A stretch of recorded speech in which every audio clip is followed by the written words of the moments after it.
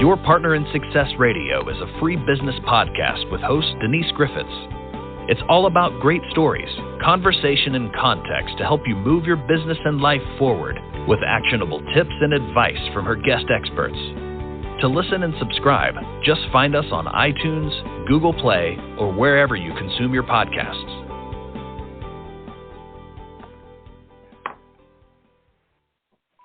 Good morning and welcome to Your Partner in Success Radio. I'm your host, Denise Griffitts, and this podcast is ranked in the top 2.5% of the most popular podcasts globally, and I'm very proud of that. And it's all because of my incredible guests, and I'm very proud of that as well. This is a show that is doing so very well because of the people who come on, and I am honored and blessed to share time with these people who are at the top of their game, and they're here and absolutely willing to help you get to where you want to be in life and business. And these are not people who hold back. Their goal is to share with you the essence of peak performance. And our topic today, it's an important one. It's Money Talks for Women, how more women can fund their dreams and confidently put their dreams first. Now, Lynn Kitchen is a friend of mine, and she is also the producer of Positive Media, a financial coach consultant, a leadership expert, and so much more. And she is the founder and executive producer of the world's greatest motivators TV series. Go watch that. By the way, if you haven't found it, go watch those. The Master Mentor series and co-producer of Bob Proctor at Carnegie Hall. And she is a former owner, executive of 2 investment advisory firms and has enjoyed a 34-year career as an executive money manager. In fact, Lynn was one of the first women to open her own financial broker dealership, and she is also a licensed spiritual practitioner and life mastery consultant. And I love her mom. We'll talk about her a little bit, too. So, Lynn, welcome to Your Partner in Success Radio. Oh, thank you, Denise. It is my honor and pleasure. My gosh, I am so impressed that this is 2.5% top of the Arrow podcast. Congratulations to you, Denise. I'm an honor to be in the presence of, such a high top of the Arrow person as you. You have to say that. We're guests. Friends. You have to say that, and I'll put the $5 in the mail.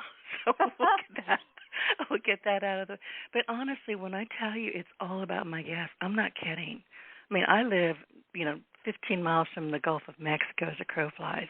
I'm in a fairly rural area. I am not going to meet people like you and my other hundreds and hundreds of guests at my local Walmart. Just not going to happen. So this podcast gets to reach all across the globe, and I get to meet the most amazing people. And thank you for being here. Well, I'm honored to be part of this amazing group that you have gathered, because every time I listen, it's just more and more broad, gorgeous ripple effect that is really making a difference. Like you said, top of the game, but also essence of peak performance. Essence of peak performance. Essence of peak performance. I could repeat that. Essence of peak performance. That's what we all need. And I'm so glad that, that's what you represent. Well, and that's what my guests represent. And I've got to tell you, and I don't have one of your books, but this room, my office in my home, and I've got 2.5 bookcases. One is laying on the ground. It needs to be assembled and put up. There are hundreds of books in this room, and every single book was gifted to me by my podcast guests, everyone, and I've read everyone. So, like I said, I get to meet the darndest people, brilliant people. Well, I'll just have to help you fill up the bookshelf even more. And send you one of mine. I've got your mom's book. All right, before we get too far out of the conversation here, let's talk about your mom because I love her. Oh, thank you, Denise. Well, thanks for being a fan. I actually have a 99-year-old mother who became a 2-time author in her 90s. One at the age of first author book at the age of 93, the second at the age of 97. Created her own podcast and a newsletter in her 90s called The 90os, which is a club, kind of like a sports club that she calls the 90os. It's a club that if you've made it to your 90s, you have succeeded. And then she just pours love all over you. And you can't not love someone like that, right? Right. You can't. And when I found out from you and from her that she was a massive NFL fan, I said, well, I need to introduce you to my friend Jim Tunney, Dean of NFL Referees. And they're pen pals now. They are pen pals. Oh, she asks him questions and he answers her. And it's amazing that she has access. She's so proud of herself. And thank you so much, Denise. She has access to one of the top referees in the NFL history, and she takes advantage of that by asking him every single question that she can possibly think of, which keeps her sharp. Well, this will make her happy, and this is not common knowledge yet, but he was just nominated for the Hall of Fame. No. Yep, NFL Hall of Fame. We're not putting it out on social media. I'm ratting him out. We haven't put it out on social media yet, but it's time. It's way past time. His mentor and his former boss, Art McNally, was put in the Hall of Fame last year, and then this year Jim's up for it, and I'm praying he gets it. Oh, he will. No doubt about it. He will. That's I hope great. so. I will reach out to him too. Well, yeah, she's a huge NFL fan, but more than that, she is a fan of women. And, would it be okay if I start out on our talk about the Money Talk for Women, talking a little bit about my mother and just a quick story? Yes, you talk about whatever, because I know, and we talked about this, we've talked about it before, and we talked about it in the virtual green room a couple of minutes, but women notoriously neglect, deflect, and deny their own dreams, and your mom is not one of those women. So she's definitely not one of those women, but she used to be, okay? She used to be. So thank you, first of all, for saying that. I really did want to talk today. Money Talk for Women, for me, is all about, it's about time for women to really be cognizant that money freedom, more money means money freedom, and notoriously women neglect, deflect, and deny our own money dreams. And somehow we may have dreams that we achieve in our life, but normally they're not money dreams. Normally they're not success in terms of financial freedom. And I think now more than ever, I would like to see more women become financially independent, free, so that we can have a lot more choices and do a lot more good in the world, because guess what? If you put more money in the hands of women, I argue that only great things do happen. So I wanted to give you this little story about my mother, who at one point in her life divorced her husband, who was a very successful attorney at the time, and she took her two daughters, myself at being one of them, back to a very rural. You were mentioning that you were in a rural area, Denise. We were taken back to my mother's farm town in central Illinois, population 400, something like that. And so she had no job to raise two children. And at the time, this was in 1955-ish, women were not allowed to have their own bank account. Now, hear me. Women were not allowed to have their own bank account, and that was only 1965. When we look back on the history of women's privileges as it relates to money, it's very kind of sad that we have this in our background. Of course, we only got the right to vote in 1925 or 28, something like that. But women were not allowed to have their own bank account in 1955. She had to have her father open the bank account for her. Women were not allowed to have a business in their own name, even through 1965. But she did have the, foresight to, get some people around her that would support her. At the time, it was very, very rare for a woman with two children to get a divorce. So she was, behind the eight ball on that to begin with. But as I go forward to really look at the history of women, it wasn't even until I became a stockbroker at the age, in 1976, okay? So fast forward from 55 to nearly 75, only 20 years, women were not allowed at that time to be a stockbroker. I was one of the first women to really beg my way into becoming a stockbroker right out of college, actually, without going through the normal mechanisms, which were you had to be a secretary to a stockbroker first for about 10 years, or a back office person in a support role for more than 10 years. That's like a dying place where most women died. And it would take an extra decade or two for women really to become powerful sources of income generating within the family unit. And I think that we've made a lot of strides since then. But as I really look back, did you know, Denise, that women were not even allowed to go to a Ivy League school until about 1973. It wasn't until 1973 that Harvard and other, Princeton and other Ivy League schools allowed women. And looking back, I think that the young women of today who are professionals, perhaps listening in your audience, might be like aghast at the fact that the choices have not been what they are today. And women have so much more opportunity today, and yet, in my view, I think women are a little bit sleepy, a little bit dependent still. And I just want to say, I think it's a cultural phenomenon that we still have a mindset of dependency.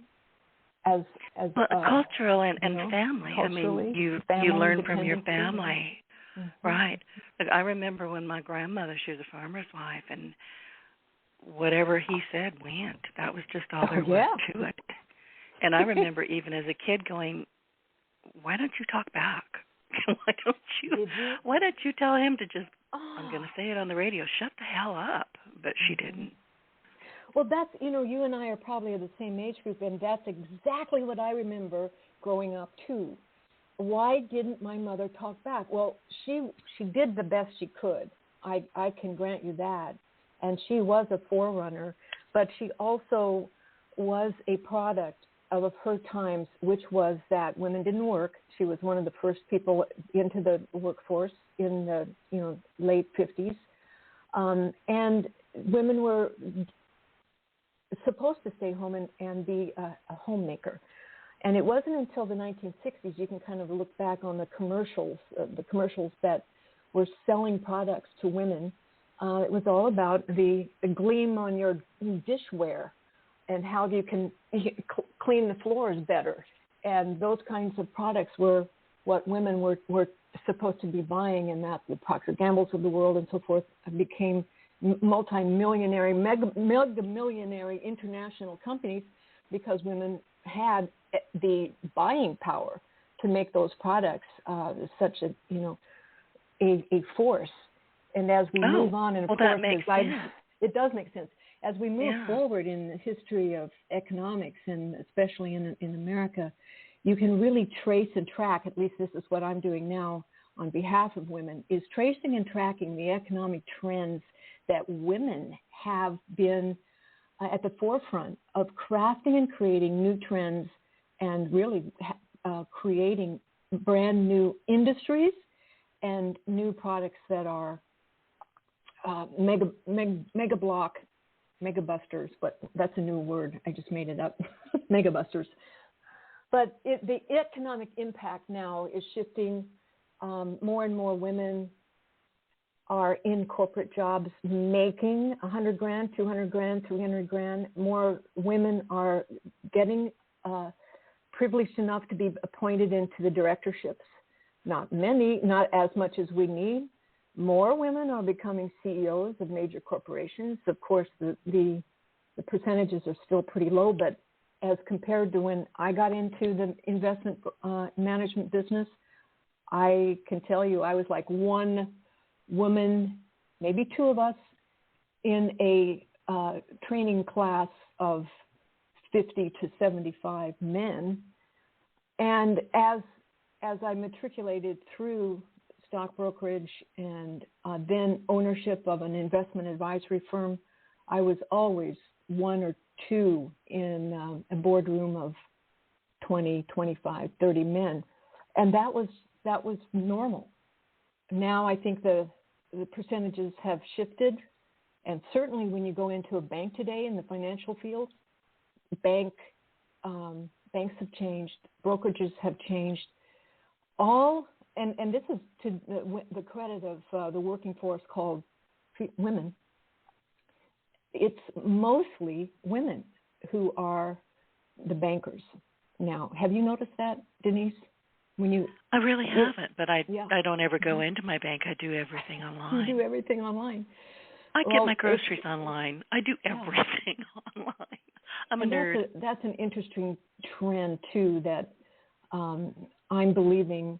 I think women are, at least we have an equal pocketbook, an equal playing field. We have equal rights as it relates to our impact, economic impact. I just think that we're not using the privileges that we do have, and I think that there's so much more, and that's why I got to tell you, I'm really jazzed right now at this point in my life, which is I would say the last quartile of my life, to look at what it is that women can do to advance their financial independence, and what can I do to go back and mine the 35 some years of money knowledge that I have, that I'm sitting on.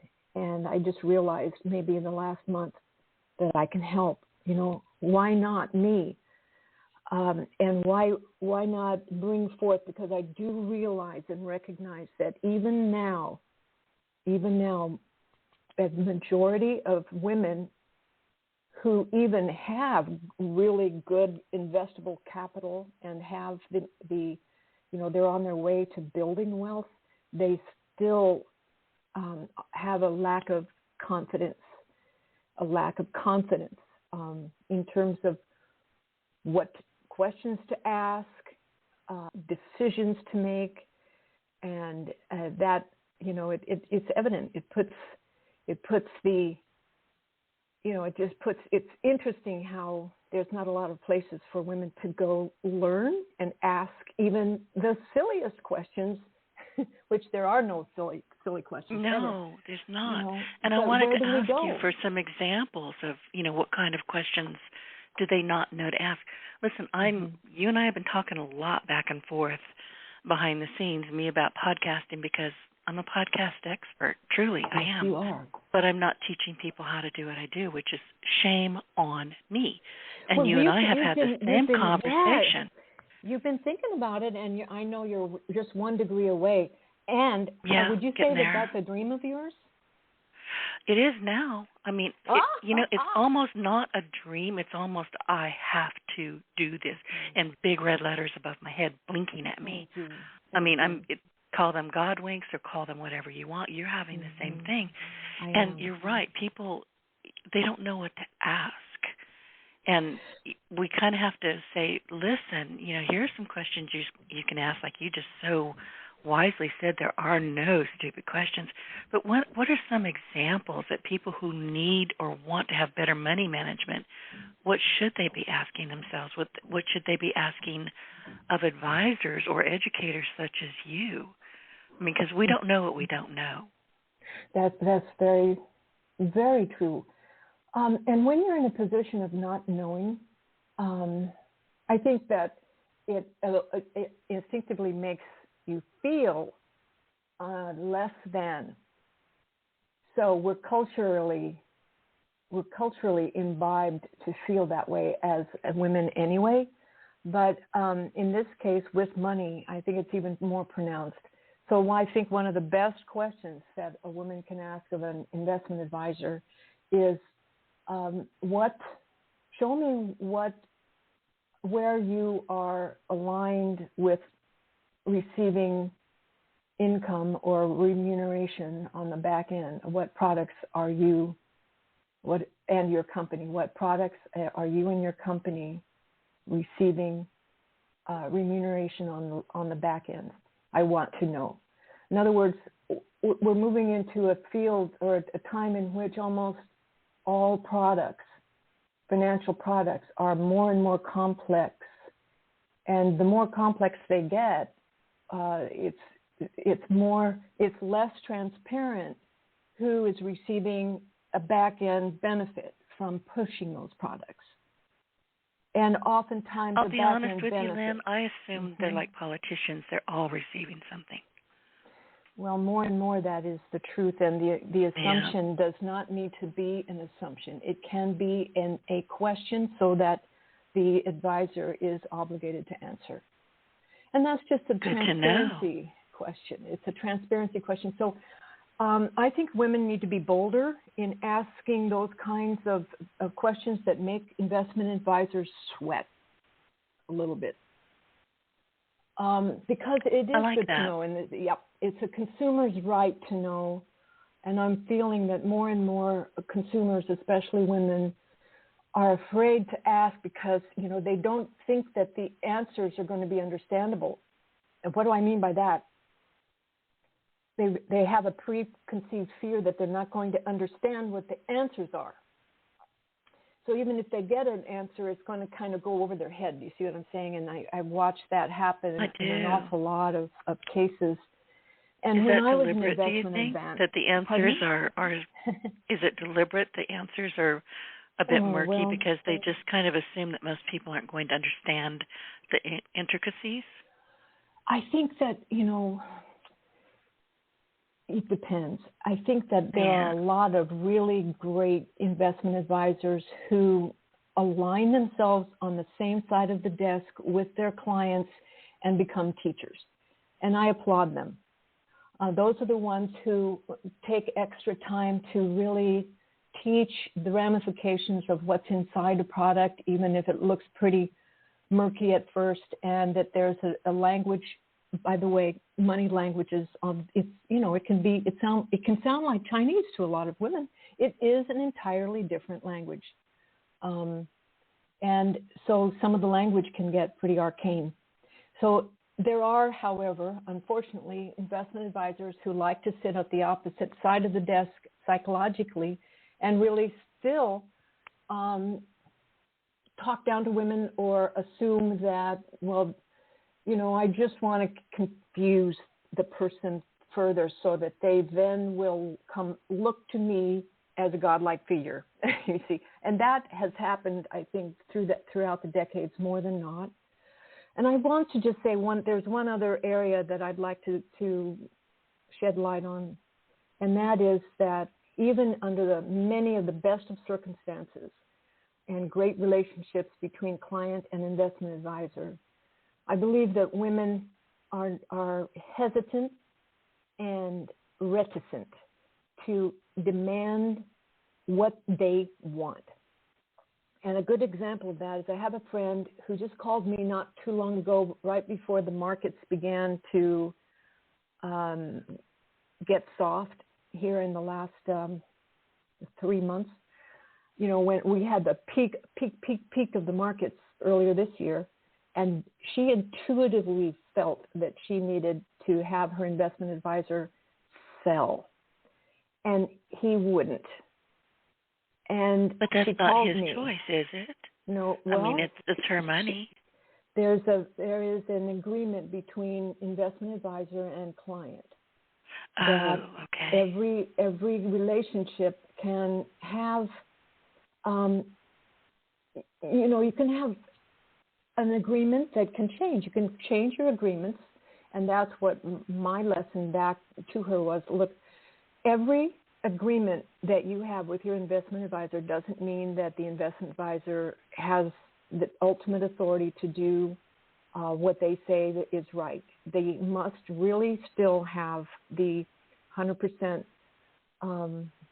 faith and confidence from the client. Now, usually that's the case, but if there's a turn in the market and someone like my friend who is savvy, she's a savvy, multi-millionaire who's been through this before, and she just got nervous, and stepped back and said, "Well, you must know what you're doing. You must see more than I do. You've been in the markets longer than I do. I just have this intuitive sense, and can we at least, sell X, Y, Z?" So she called me, and I said, here's what I would do. I advised her to call back her investment advisor and do what I call a sleep at night version, which is sell enough so that the client can sleep at night. What does that mean? Well, that means that, you might sell 20% of the portfolio. Every person is different. A sleep at night factor might be, no, not this time. I want to sell half. Each one of these situations are different, and but it requires the woman as the investment client to have the courage to have that conversation and go back to the well and say, no. This is my money, and even if I'm wrong, I want you to do what I wish at this time, because my stress levels are off the charts. And actually, she was absolutely right. Within 2 months, the market sold off a good 15%. She was right. She was listening to her intuition, her financial intuition. And then I'd like to just really push one concept that I really believe, and that is women have an innate financial intuition that we just are not listening to. As a matter of fact, I like to say that what if there actually exists within all women an ace financial manager? Like, it's almost as if we know more than we're giving ourselves credit for knowing. We do. We've had financial transactions as consumers all the way back to when we bought our first purses and could discern the difference between which purse had a higher longevity or value, relative to the cheap purse. We know value. And we I do, think and I'm so glad you see what I'm saying. Yeah, I do. And when you said purse, I went, oh, listen, for years I didn't carry a purse because I couldn't afford what is basically termed a designer bag, one that has high quality. Everything in it is high quality. And I admit now my closet looks like Nordstrom's threw up in there. I've got a ton of really, really, really nice bags. But when I bought my first cheap little bag, and I don't think it was Walmart, I don't know where it was, but I realized almost instantly that was a piece of trash and it wasn't going to last long, and I was probably going to lose the strap by the fourth wearing. And I just refused to not have a purse or a bag that I didn't fall in love with and trust. So for years, I just didn't carry one until I came across one, a gorgeous bag that I carried for years in a secondhand shop. What do you call it? A retail shop. Yeah. I had to put it on layaway. I wanted that thing so bad, and I carried it for years until I finally literally wore the leather out of it. But it got me started thinking. I want to point out what you just said, Denise, is that you knew the value, you knew the quality, and when you found it available at I'm going to say at a percentage off valuation, you bought it. You see, so you knew that when it was available to you at a lower price or a higher valued purchase price, you knew instinctively that was a value proposition, and you purchased it. And I'm here to have women be a lot more aware and confident of the fact that we know value. As a matter of fact, we know present value, what something costs today, and we look for something that we can buy of value that we know has the longevity, and I call that future value. And really, Right. when you translate that into the stock market, it's the same thing. So we don't just settle is the yep. point. We're not just going to settle. Look, we all have, every one of us, to put it in the home worker or home care house, however you want to put it, we've all got drawers of junk. We have closets of junk. We have throwaway junk. We have junk. All of that stuff used to be cash. Stop spending your money on crap is my point. Well, that's a good point because, that really goes into the conversation bucket of how do we have more money to invest with. And that comes as a result of a higher awareness of saving. What is saving? And a lot of people really hate to save. Can I just invest and become wealthy without having to save? No, you can't. You really, and very good point, Denise. Many of us have gone to the last 20, maybe 30 years of filling our houses and our garages and now our storage units filled full of things that are going to be the future landfills. And nobody wants it. Your kids don't want it. You can't leave it to them. They're going to throw it away. The economic phenomenon on why that happened is because of the, in my opinion, that the cheaper goods came in from China and from overseas that made it almost irresistible for us to go down the food chain and purchase an awful lot of things at lower prices that we felt that we wanted, but we kind of overdid it. We went in that direction, and as you mentioned, all of that money used to be cash. Right, So and it's all throwaway stuff. So it's easy to say, oh, well, I need a flashlight. Well, I don't know where my old one is. I'll go buy one at the Dollar Tree. I'm guilty. My hand is in the air. I do this kind of stuff, and then I'm mad. We all do. Because I know better. But what if women can start today? And yes, we've done that in the past. But what if we can start today and say, I can be more mindful, which is a lovely spiritual term these days. What if we can use some of these spiritual mindful practices and put them on our money, whereby it becomes a reward for us, not to be frivolous, but rather per every $1,000 that we have that we don't spend frivolously, instead we put it into a special savings account or a special investment account, even if it's a playing account, that you then learn more and more on the power of your purchase power in terms of assets, because the assets of investing assets, whether it's equity assets, which is stocks, or fixed income assets, which are bonds, and getting a return on your investment over time and really saving for your retirement, those kinds of concepts might sound like yawn, but really all it really is funding your future dreams. This is important. It is. And what you're talking about reminds me of a conversation that was had in my Facebook group, Feline Office Assistants, and somebody was asking about pet insurance, which I think is a scam. I really do. Yeah. And my response was to listen, instead of paying monthly, especially if your pets are older, as mine are, one or two of them, they can't get insurance. They're 16, 17 years old. Not going to happen.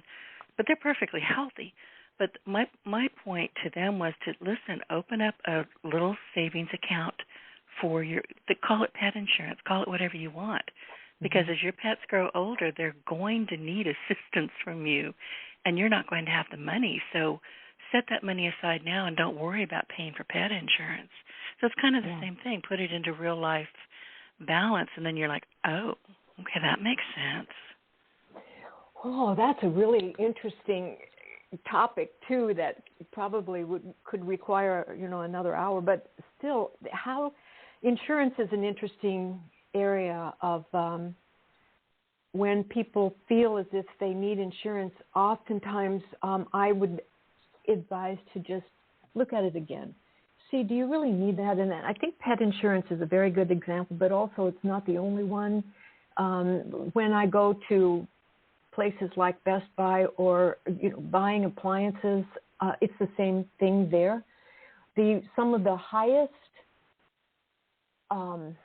margin profit of companies that are manufacturers of appliances and even technology appliances now, they make their biggest money on insurance, on whether you're going to break or if it goes, and they know, in fact, many people fear that a lot of the products are made in a way that the less comes sooner than it used to. So that you're breaking up real bad. Get closer to the phone, Lynn. You're breaking up really badly. Okay. Is this? No, I don't know what happened. Better? No, not really. We'll keep talking. We'll see how far we get. Okay. I just wanted to say that can you hear me now, Denise? That's a little bit better. You're still breaking up a little bit, but it's not as bad. I apologize. It must be the Wi-Fi. Oh, it is. Trust me. Okay. I'm a techie. I'm a nerd in stilettos. I love my technology, but it's always the Wi-Fi. Trust me.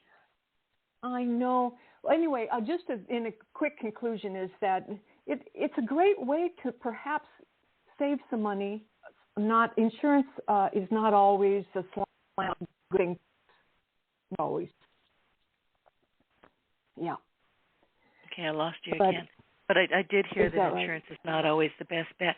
And you know how you get on the phone. This happens to me all the time. I'll call my tech company to say, hey, clean up my computer, do this. They want to sell me something. No matter what company, AT&T, whatever it is, it's like their tech people now are trained to sell you something. And I'll tell them straight up before they even start, I'm not going to buy anything from you, so don't waste your time or mine. Let's just get this fixed. And I'm very polite about it, but I know what's coming, and the answer is no 100% of the time. So I just stop them up front because that's happening with every single company that I have to have direct, conversations with. And I know it's coming, so I'll just say, no, I'm going to warn you right now, you can't sell me anything. Oh, look, I know this is where you make your commission. I know your bosses are telling you to do this. Don't waste your time with me. Okay. They're sad, but they say, okay. Okay. Well, I think that, that is really great because you have the awareness, and I think my point is I would just really love women to be at a higher aware state because we can have more impact than we have up to this point. It's time to invest for impact. It's time to invest for our own dreams. I have the theory that women put everybody else first and ourselves become last, and then our dreams, they wither away and die. And we never really get to the point where we need to understand that it takes our 100% commitment to our wealth. No one's going to create wealth but us, and it can be. I just am here to let women know, and the men who love them, that women can have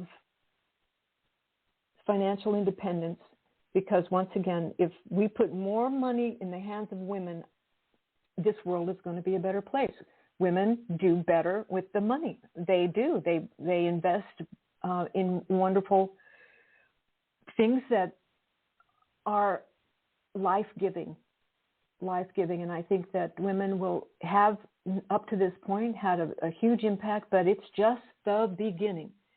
So every woman who hears me, I really believe this is your time. This is your time. This is your responsibility, but it is your dream. It's your time. And what if inside every woman is an ace money manager? Well, I think there is. And you had talked about, old commercials, and I love to go back into some of these old time Facebook pages where they're putting up the old, written, whatever. How do you want to? I can't even talk right now.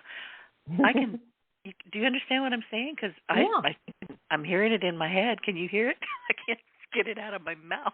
but I love to look at some of these old commercials and some of these old banners and written and graphic commercials because they're hilarious. But my point for bringing all that up is that as women, and especially young marrieds with children, aren't we largely responsible for every penny that comes out of the household budget? If there is a household budget, we're taking care of the kids, we're taking care of the cats, the dogs, the car. Maybe your husband's helping with the car, maybe not. He's busy too. But basically, I remember from my mom and me, that household budget was mine. Nobody cared about it. And I'm single, and I'll be single for the rest of my life. So I have to really understand my household budget, because if I don't, there's nobody to bail me out. But when you go back to the Christmas catalogs and all the things that are geared towards women, it seems to be largely family and household oriented. Or am I wrong? Well, you're wrong only to the point that that's only half of the story. But you're right about the fact that it is absolutely still valid. And the other half of the story is that women are being targeted now, and in a good way, not in a bad way. But women are the number one buyers of technology. I don't know if you know that, but women are the number one consumers of technology now, and we really are the communicators, because, look, we talk all the time. We want more communication. Yeah, we want higher communication. We want better communication. And I would say this. You're right about the fact that women have had control of our family budgets, but we're also the ones that go to sleep at night with the most worry. Worry about, how are we going to fund our children's education? How are we going to blah, blah, blah? And then at the end of one's, like 3/4 of the way through life, how am I going to have enough money to retire on when we put everybody else first? We funded everybody else's education, and then suddenly, what about me? I don't have an awful lot left to retire on. So these concerns that women have throughout their life are real. And I just believe that many women can do a better job, because it's going to be not so easy going forward. This is a rock and roll economy, and inflation can take a big chunk out of the future buying power of all women. And this is why I really believe that now more than ever, we need to get a little bit smarter and a little bit more focus. And with women, I just really believe that, I think there's a great quote that I used to have. It's from Claire Booth used to say that a woman's best protection is a little money of her own. And I'll just rephrase that quote. A woman's best protection is a little money of her own. I'm saying a woman's best impact happens to be a lot of money of her own. And we're not saying, for the audience, we're not saying hide everything from your husband or your kids. We're saying step into your own magnificence. Women are brilliant. Yes. There's no reason in the world why we should be running around picking up after everybody else and saying, I've paid for everything. I got nothing left for me, and I'm exhausted. That shouldn't be happening. It should not be happening. I really believe that 80% of women are holding back from talking about money. How many of us have really solid financial plans? How many of us have really solid wealth creation plans? How many of us are moving into corporate ownership? It just feels like it's an inflection point. We've done a great job up till now. Over the last 20 to 30 years, there's probably been a huge growth in the power of women. But now, going forward, it's time. It's time to really take the reins and have more impact because we want to. Because we want to, don't we, ladies? Yes, we want to. We do. And Lynn, I know that you coach and have conversations with a lot of women who are asking some of the questions that we're talking about. What is it recently that you're hearing the most from women who are saying, okay, I don't have enough money, what's my next move? Or I don't know why I do the silly things I do with money. What are you hearing, like the top 3 things that people are really, women in particular, are really concerned about right now? Well, I just did a poll of some of the women in my sphere that I send out emails to, and I received a poll back, and I asked them what are the top 5 concerns of money issues that are on your mind right now? And I would say 40% came back that they're concerned about earning more. Okay, so that means at the front end of the money cycle, they feel like they're not earning enough to make ends meet or to have an investment portfolio or to even save for retirement. A few of them had the concerns for saving their retirement, but more, it was almost as if their concerns are far more immediate. They can't even see down the road far enough yet to deal with the retirement issue. They're really still struggling with earning enough. So that's 40% of that really said something to me. And not that my expertise is on helping women earn more money, except when they, because my expertise has always been managing people's portfolios, investable capital that's already in the markets, and maximizing that. And of course, there's ways to maximize your income by utilizing better decision making in investing, but you have to have the money to invest in the first place. Well, and that's so true. And yeah. What if you don't have any investments at this time? And I'm asking this because I don't think it's ever too late to start. But what if you just don't have any investments? What if things are so tight for whatever reason? Maybe you got a divorce or you went bankrupt or you're not making enough money or the kids are really expensive and I want to put them outside on the curb. Whatever is going on, they just don't have any investments. So where do they start? Well, that's a great question, and I think that really that's when you need a really solid awareness on budgeting money, and budgeting can be fun and once again, women are great budgeters. We have ace money management in our souls. We know how to pinch a penny. And we can. When push comes to shove, we can. I think that the real trick or the plea is that women want more access to higher paying jobs. I have to say that. That's really what it comes down to.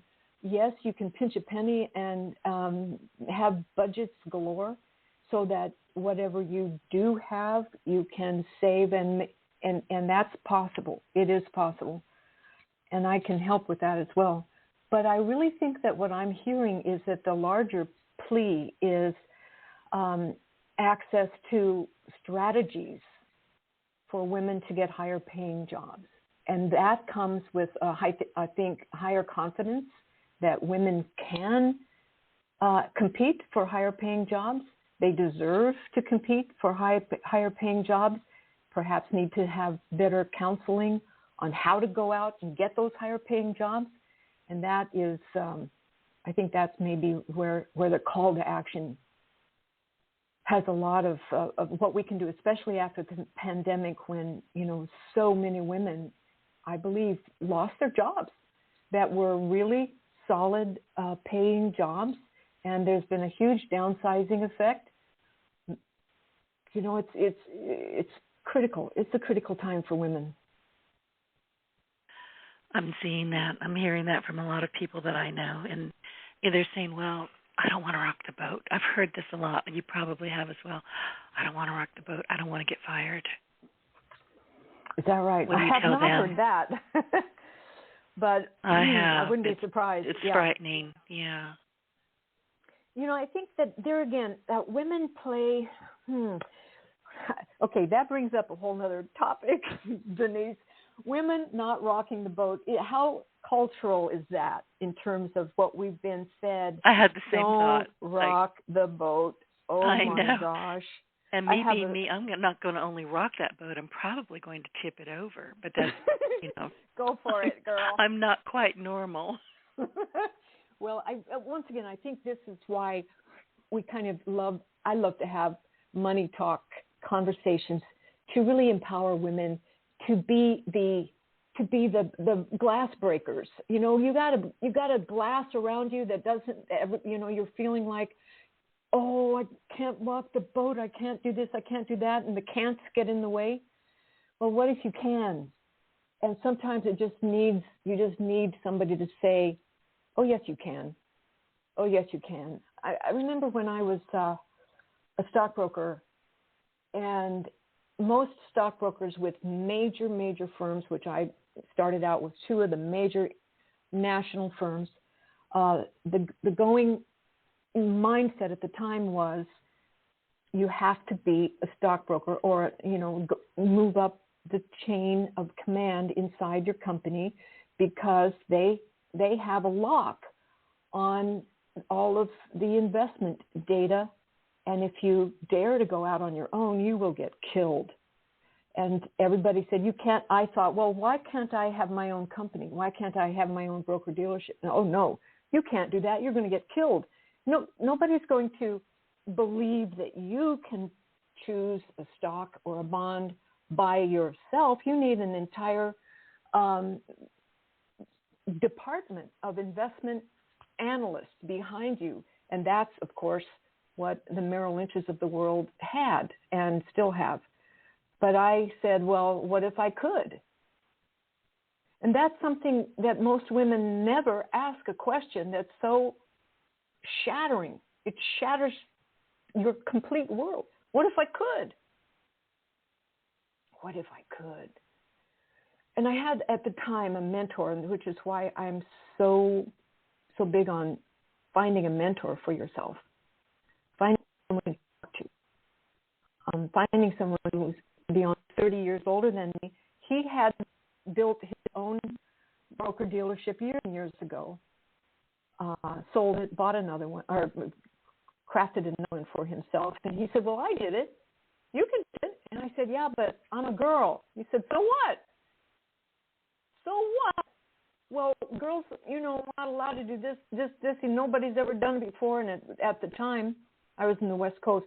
I was probably maybe the second or third woman through the legal paperwork in the securities office in downtown Los Angeles. They'd never seen a girl in there signing all of the securities paperwork that were needed, all the licensing. It took me 2 years to get all of the licensing ready to own, operate, and open my own broker dealership. And they were actually so helpful to me once I started the process that they were rooting for me, all these guys, all these men, saying, yeah, why not you? Why not you? And then that's what happens. You begin to get people on your side rooting for you, gets you confidence. Well, I love the question. It's a powerful question. What if I could? Well, and like me, you're a bit pig-headed. I mean, you know who you are. You know what your skills are. You know how you can help people. When I started, I went back to school later in life and I got a computer science degree. Nobody cares but me because I had to pay for that darn thing. But I took it and ran with it, and I'll tell you why I ran with it, because I did not want to work with somebody else's office. And, I mean, the minute I got that degree, they're like, okay, we've set up interviews with this company and this company. And I said, you haven't paid a lick of attention to me in school, have you? I am not working for anybody else. I run with scissors. I don't play well with others. And I'm not going to get your coffee. If you want coffee, you can get it your own damn self. I'm not going to do it. So I immediately opened up your office on the web, and I've never looked back. If Oh, I know. If you were I in am my mother's era, unemployable, and it's deliberate. oh I'm my unemployable. goodness. But You know what? I I have love found? you. That's awesome. Thank you. But you know what I found? If you have to let go of a client, I'm a web developer. I have a social media marketing agency. If you have to, for whatever reason, let go of a client or it's just not going to work out, I have found that nature abhors a vacuum. And the minute you cut something loose that just is not working for you and you're paying attention, something better pops up within the hour practically. And that's not an exaggeration. I mean, within a short time, something else has come to take that place that was so much better than the thing you let go. There you go. I love that too because,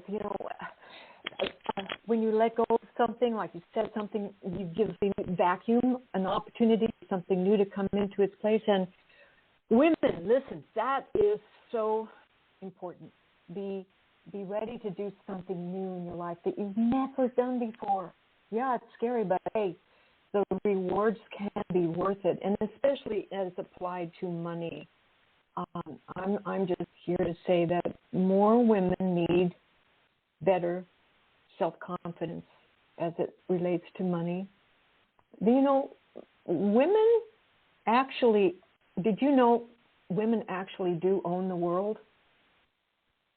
No. Economically? Well, there are more of us than there are men, I think. I need to go find the statistics, but the actual number of real wealth in terms of shareholder wealth is in the hands of women, mostly because the men die young and or younger than women, and so women live longer and they inherit it. Not that they earned it or created it themselves, but in the end they inherited it. So there are statistics. I think I should go, get those statistics. But it is true. The actual amount of wealth that is owned is controlled by women. They just don't really. I think most women wouldn't even know that fact. So let that be something that we can take heart at and strive to each one of us. Be one of those financially free, wealthy women with our own investable portfolios and be able to do good in the world more than ever.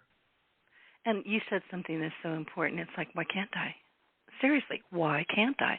That has been my question since I was old enough to walk, talk, and tie my own shoes. Why can't I? Don't tell me no. I can do whatever I want to do. I can't really, but in my mind, I can do whatever I need to do. That reminds me, I'll just say one last point that I'd like to put up. I did co-author a book with a couple of ladies. It's called Wealth Mastery for Women. And the first chapter is all about the fact that if you want to master wealth in your life, the first step is to make the decision that you want to be wealthy, that you want to have financial freedom. First step is a decision. Right. And, that is so obvious. But why don't we think about it's that? So obvious. It's like we don't simple. know what we don't know, but that is so stinking tell obvious. Tell me something new. Well, but we just, but it's true. So all those who are listening, if you decide that that's what you want, hey, why not? Why not you? Exactly. Lynn, we're out of time, believe it or not. I told you this is the fastest hour on the Internet. So before I let you go, do you have anything else that you want to share with the audience? Well, I just had a great time here. It's been a pleasure to be with you. And I would just, once again, encourage those women who are listening and the men who love them to let's talk more about money. You have an ace money master inside you. Let's bring her out. We can do better. We can. Listen, we're still breaking up a little bit, but fortunately it's at the end of it, so I hope people can still hear you and understand you. But where can people find you?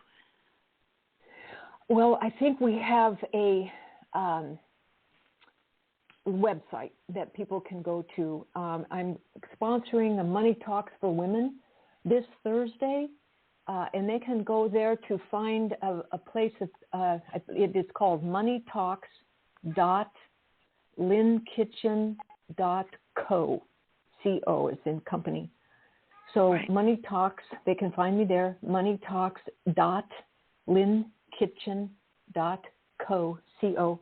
And just come join me for Money Talks for Women. We'll have the opportunity to have a conversation about how we can support you in becoming a greater freedom, more wealth, higher, make your dreams come true, fund your dreams. Yeah, I registered love your yesterday. Life. Yep, I registered already. Yeah, I did. Yeah, I did over the weekend. Listen, thank you, Lynn. It's been wonderful speaking with you, and I thank you for all of the terrific tips and advice that you've shared with our audience. You're so welcome. Thank you. And before we say goodbye, I would like to remind our audience to be sure to look for us on iTunes, Amazon Prime, honestly, anywhere else you consume your business podcasts. You really can't throw a stick on the internet without hitting your partner in Success Radio. So go look for us, find us, and take us along on your success journey. Lynn, thank you again. Thank you. It's been my pleasure. Thank you, Denise. Get your voice heard. If you would like to launch your own far-reaching podcast, contact Denise Griffitts at yourofficeontheweb.com and go to the podcast tab.